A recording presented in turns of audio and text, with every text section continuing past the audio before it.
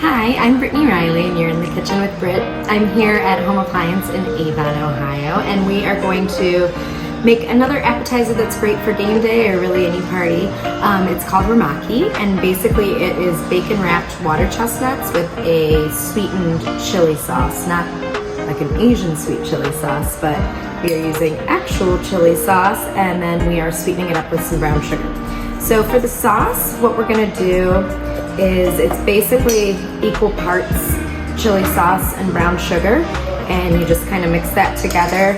I usually do it before I make my rolls. That way it's kind of sitting together for a while and getting all those good flavors together.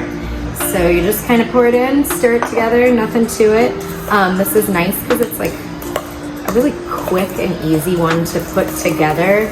And I mean, my mom's been making it since I was a kid, and it's kind of like almost a joke in our family, like how long will it possibly last on the table once it comes out of the oven, because it goes quick.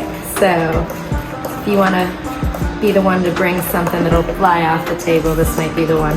So just kind of get all those lumps out of the brown sugar. I cut the bacon in half.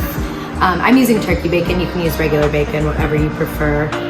It's actually a lot less messy to use some turkey bacon also. And then we're using whole water chestnuts, and basically all we're doing is wrapping that up and putting it together with a toothpick, putting it into like a casserole dish of some sort. You don't want to use a toothpick that has like a frill on it, just because this is going in the oven. Very good.